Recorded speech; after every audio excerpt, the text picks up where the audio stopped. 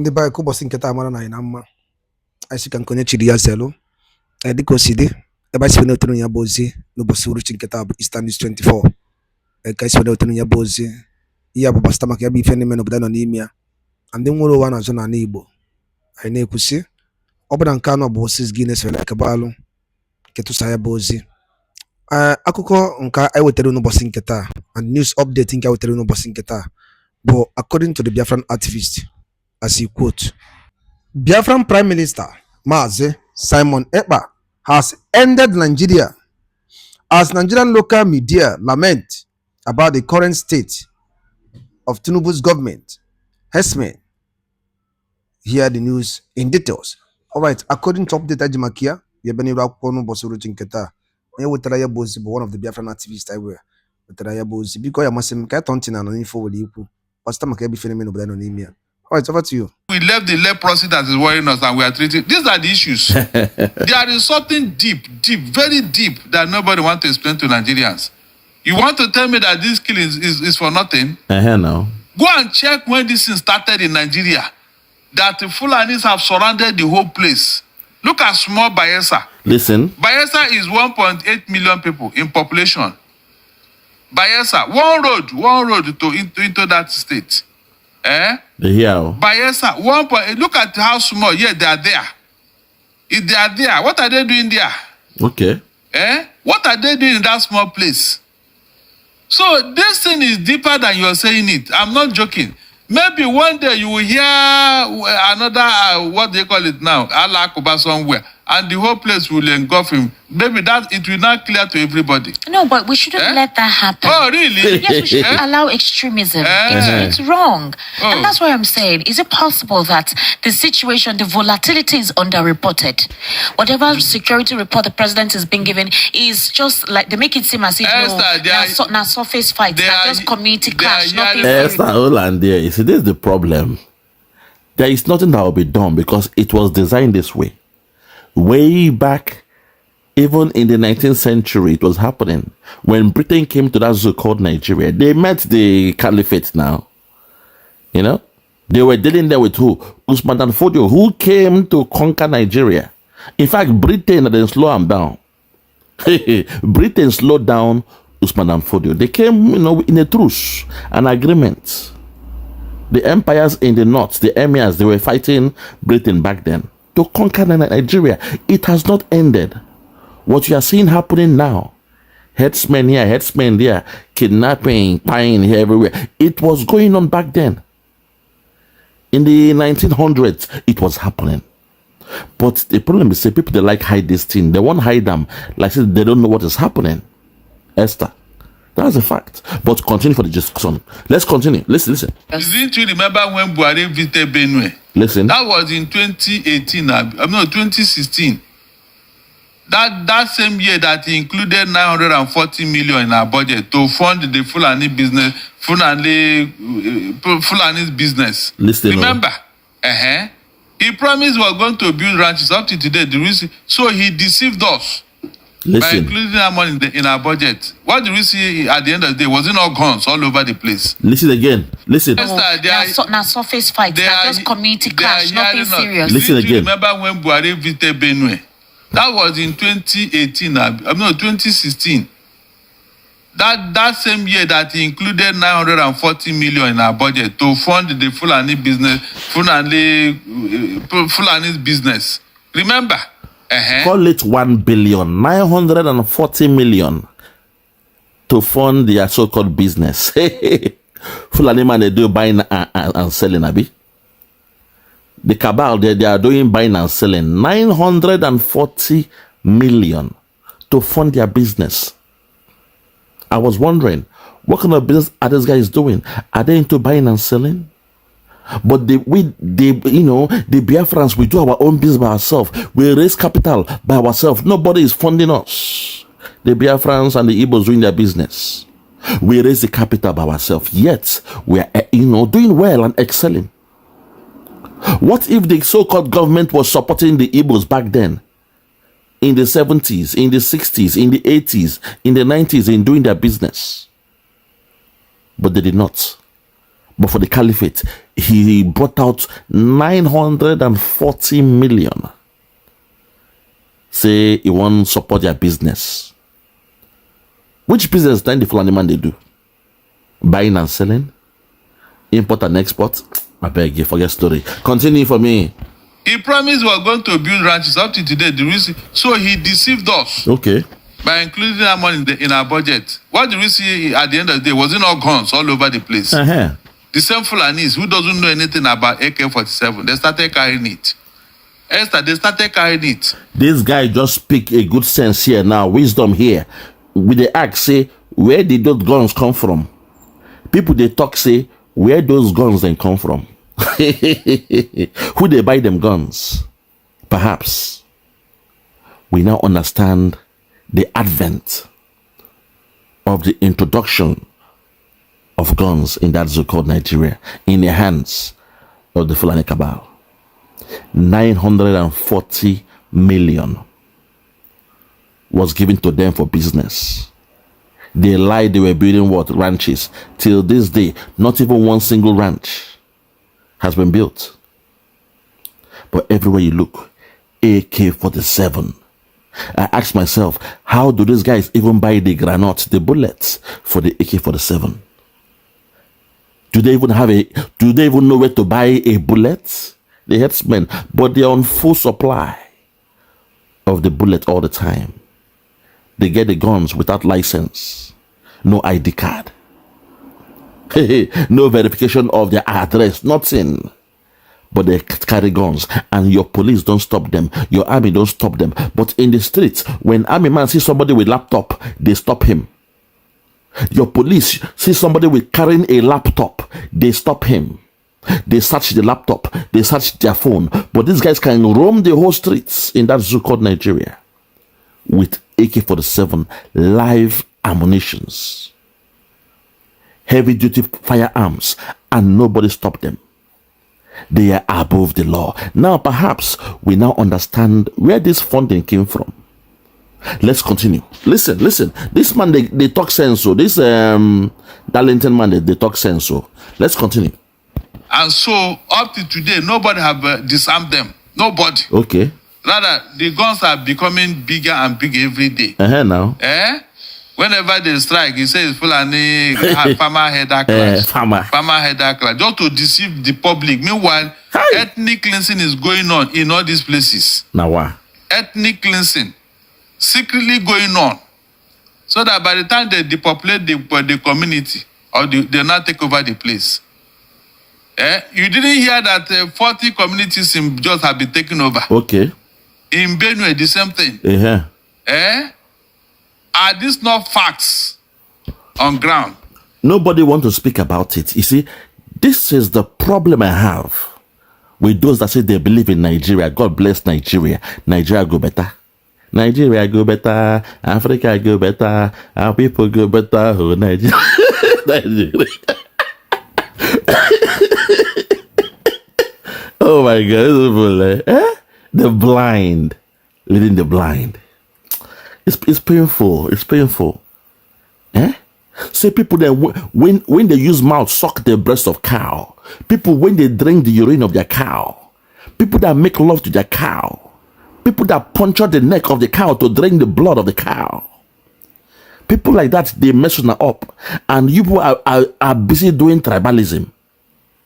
Igbo, Yoruba, Igbo. You leave the problem. The fire on the mountain is coming. You are busy attacking yourselves. You are scared to call a spade. Igbo, Yoruba, Igbo. Peter Obi, Tinubu, Peter Obi. You guys, man, this kind... Okay, let's continue. So, ask yourself, why did the government allow this? Your competitor is going to...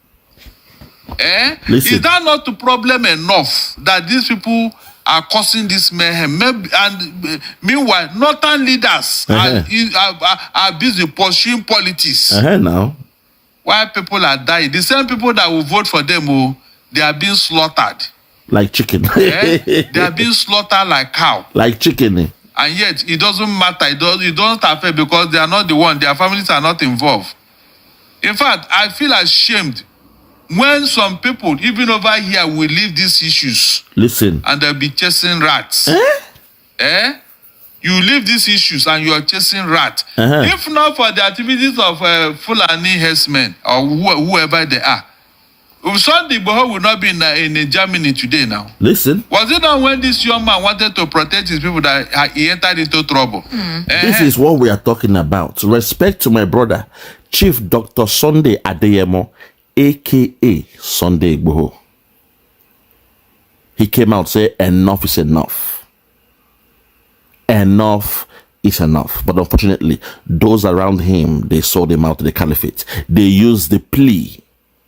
They used the pain of the Yorubas to campaign for politics. One man gained with the blood of the Yorubas. But at least in the case of the Yorubas, you know, they did what they did. But in our own side now, Nnamdi Kanu saw it coming. Before it happened, Nnamdi Kanu saw it. He said, they are coming, they are coming, they are coming. The Fulani headsmen, they are coming. They are coming with their guns, their cows, AK-47. They are coming to your land to take over your land. They will pretend they are coming for Ruga, to bring the cows to settle in your land, to eat the grass of your land. They are coming, they are coming, they are coming. Once they come, they will resettle in your land. They will take over your land. They will chase the people. They will rape the women in the farm. Your women will run down to IDP camp. There will be internal, oh my God, refugee within that zoo called Nigeria. IDP camp just means internally displaced people. You know, the Western world, they're very, very smart. They know what Nigeria is doing, but they are pretending. They know what the Fulani are doing, they are pretending. Perhaps there is a document signed between Britain and Fulani. Perhaps. Because they know what's happening, but they are pretending. So they say, okay, to just create an issue where there is no much problem, create a free environment, a free zone where you call the IDP camp. Put people there. But guess what?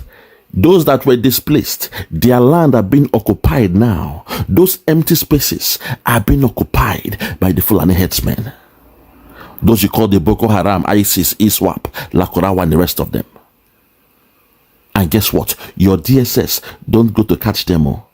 Your police don't go. Your army don't go. They are busy. They are changing the states. They are changing the land, the streets, the villages, the names of the towns. This is happening as we speak. While the indigenous people, they are busy living in IDP camp, in shanty areas. They piss, they shit, they urinate in the same place. In IDP camp. Their land, their ancestral home is being reoccupied by the caliphate. But somehow, you Nigerians that believe in Nigeria, you don't ask yourself what's going on in those empty places that people just evacuated. You know what's going on, but you are scared to speak. The same way Chief Sunday Igboho, a man who rose for his people, but instead, they came to kill him and he ran away. His own people, they blackmailed him and he ran away for his life.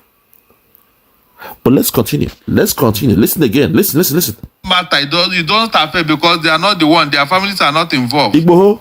In fact, I feel ashamed Igboho. when some people, even over here, will leave these issues and they'll be chasing rats. Listen. You leave these issues and you are chasing rats. If not for the activities of Fulani herdsmen or whoever they Listen. are, Sunday Boho will not be in Germany today now. Was it not when this young man wanted to protect his people that he entered into trouble?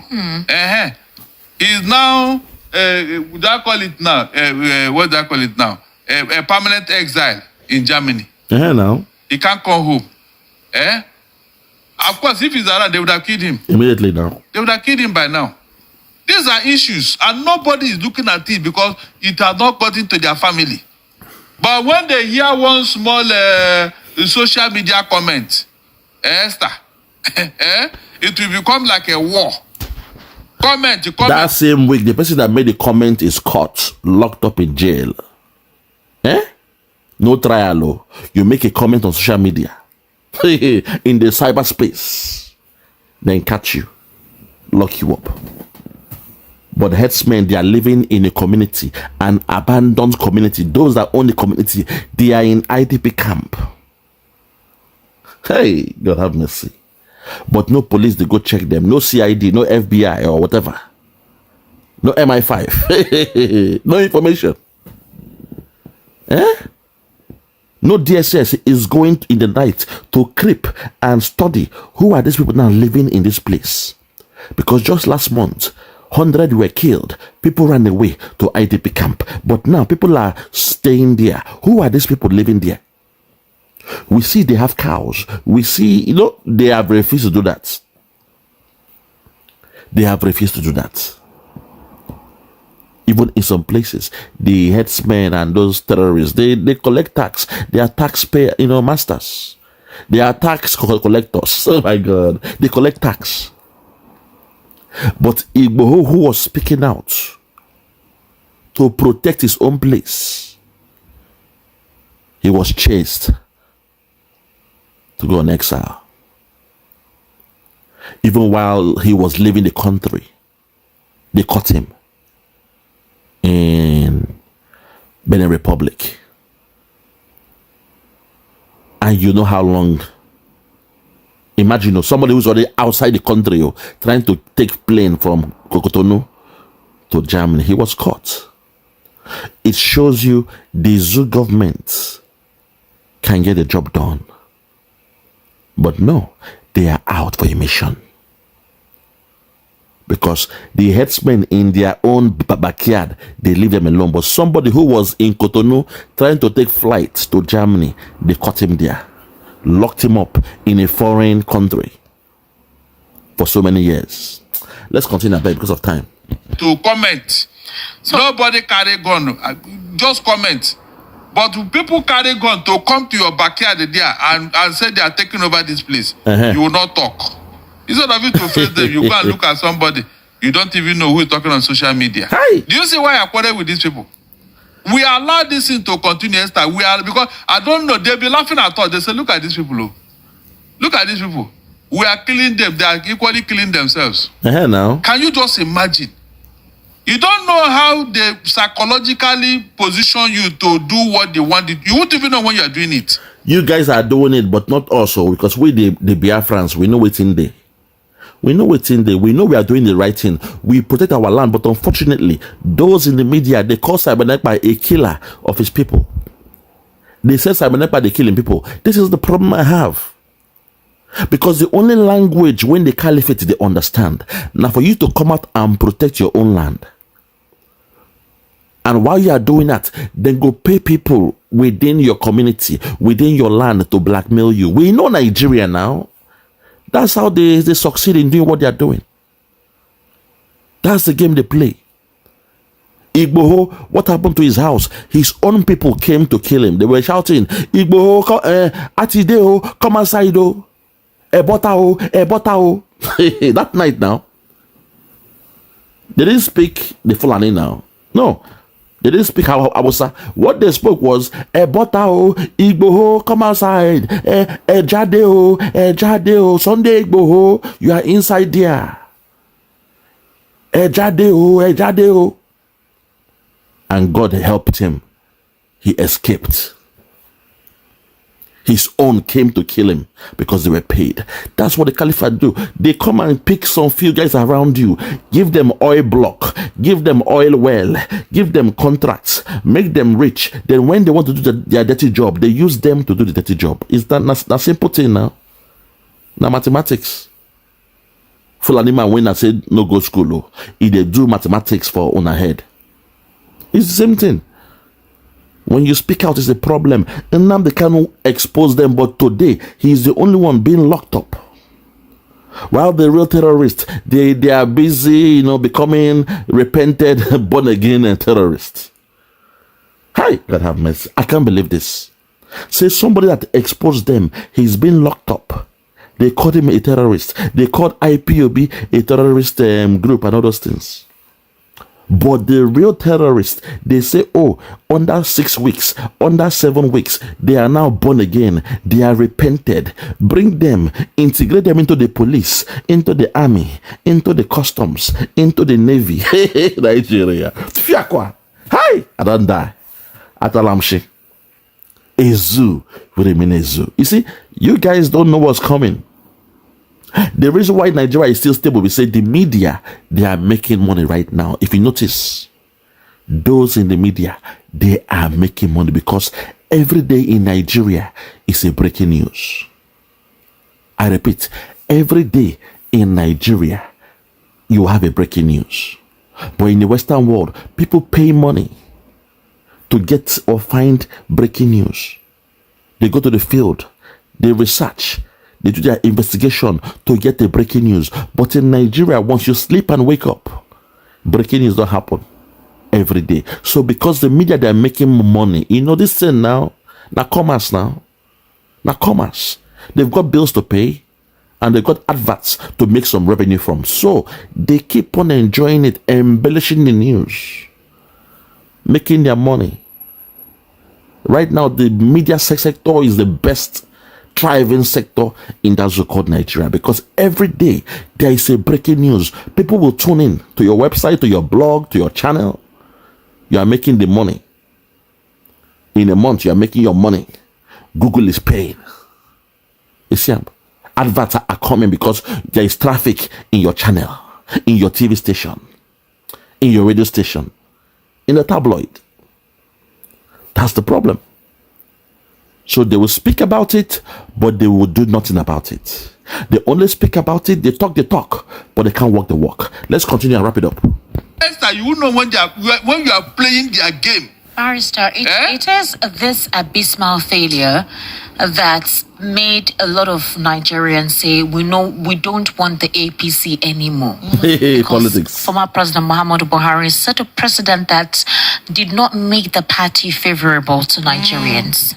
A couple of persons will say former President Muhammadu Buhari tried his best to do what he knows how to do. Esther, he didn't. But it was not enough. He didn't even try. Let me tell you, it got so bad under Buhari that elder statesmen like Ekpa of blessed memory, Pa Edwin Clark, they sued Buhari to court for 50 billion naira for causing insecurity in Nigeria.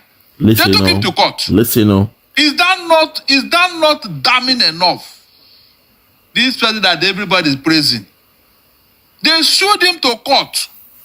I don't hear them. During the affidavit, they listed all the things Buhari did. And I hear them. I didn't hear anybody react under Buhari because they know it's true. Elder statesmen, men of that height, then these other small boys who don't even understand what's going on, they will be talking anyhow, behaving anyhow. And then we saw the audacious mannerism of the DSS. I think I saw a video during Buhari's tenure when Omoyele Sowore was in custody for quite a long time, when they wanted to rearrest him in court, and the DSS came while he was still in court and the court session was ongoing. They wanted to take him out. Yes. We saw how the lawyers were trying to protect him and other persons in the court. You know, they were literally dragging him at that point in time just because they wanted to take him back. They didn't want any form of dissenting voice and all whatnot. I think it is this attribute that a couple of people think that, President Bola Ahmed Tinubu is still fair. He can allow you critique. He can allow you talk compared to the previous administration where Omoyele Sowore, just like he's still doing our revolution now. And leave that talk, I beg, my sister. Leave that talk, I beg. Leave that talk. It's like talking about tomatoes or tomatoes. Nigeria is in a dilemma. They are between the devil and the deep blue sea. Forget that talk. Forget that talk because they know Sowore is not the issue. Sowore believes in Nigeria now. He's not the issue. They only held him back then because they were angry with him. Say, how come you had an interview with Nnamdi Kanu in USA? Their main eyes, their main target was Nnamdi Kanu. So they punished him back then because he had an interaction with Nnamdi Kanu in USA where they held a meeting. Sowore believes in Nigeria now. He is vying for a position to become a president of Nigeria. So he's not a threat. The Buhari was just being too stubborn, over zealous in what he was doing then. Showora is not a threat to that so-called Nigeria, to the establishment of Nigeria. He wants to work with them. He wants to work with Nigeria. He wants Nigeria to be good, so he wants to become a president of Nigeria. He's not a threat. But when you compare that to Nnamdi Kanu, he's still being held. Under Tinubu, he's still being held. Even though in court he said this man has no case to answer, he's still being held. You saw his trial, how childish the trial was. He's still being held. Even Kenya came and said, okay, Kenya, and come and say, okay, please, we have nothing to do with Nnamdi Kanu. We are not sure how it happened in our land. We're not involved. All those things. In fact, we are paying him some money. Restitution. He's still been held. Kenya spoke out. He's still been held. So please, my sister, this is how you understand your level of reasoning when it comes to the affairs of Nigeria. Nigeria is a crime. It's a crime scene. It's a criminal enterprise. Those that will effect the change for good, they will be held. Delegewa, they kpai him. Bolaigi, they kpai him. Even MKO that came out, their boy. MKO was their boy. He's one of the best friends of IBB back then. Best friends. They still kpai him. That's the game they play. So Nnamdi Kanu should be the litmus test to say, oh, is Tinubu good or bad? Because he has maintained the status quo for Nnamdi Kanu. He's still being held where? In the DSS custody under a new president. Hence, we have warned him. Tinubu, learn from your friend Buhari. Learn from him. Learn from Buhari. Wash your hands off the case of Nnamdi Kanu. Wash your hand off the case of Nnamdi Kanu. Mr. Tinubu, Mr. Jagaban, wash your hand off the case. No put hands where your look, no put eyes where you know Sabio. Your eye go see Pepe. Wash your hand off the case of Nnamdi Kanu. If you are wise, you do the right thing. But I understand those who are holding Nnamdi Kanu is bigger than you. I know that. Because Nnamdi Kanu has shaked the establishment. He rattled them. He exposed them. He exposed their plan. The same plans that they were doing in the 1900s. The expansion, the takeover of the Niger area. They were slowed down by Britain back then. They came from the north. Usman Namfodio and his concubines and everybody, they came from the north to take over this land and Islamize it. And somehow they were slowed down by Britain. But there was an agreement that was signed. I will let for you guys, go and do your research. Look at the pact that was signed between Britain and the Caliphate during those days. Go and do your research. Kefi wali kubasta maka ya bifenda nina ajima kewe bani ru akwụkwọ n'ụbọchị nkata dịka isi kwuo nkwa. Na gị na-ewetere ya bụ update gbasịta maka nwere onwe ndị Igbo na-azọ ndị na-eme n'obodo nọ n'ime ya. Unu anụgo n'iko si gbata wee kwuru. Anyị ga-alapụ unu ka unu rie atụ ya bụ ife ajima kewe wee bịa n'iru akwụkwọ n'ụbọchị nkata. Ka anyị mara ifu nche n'ụdị nke unu. Mgbanụ ka emesịa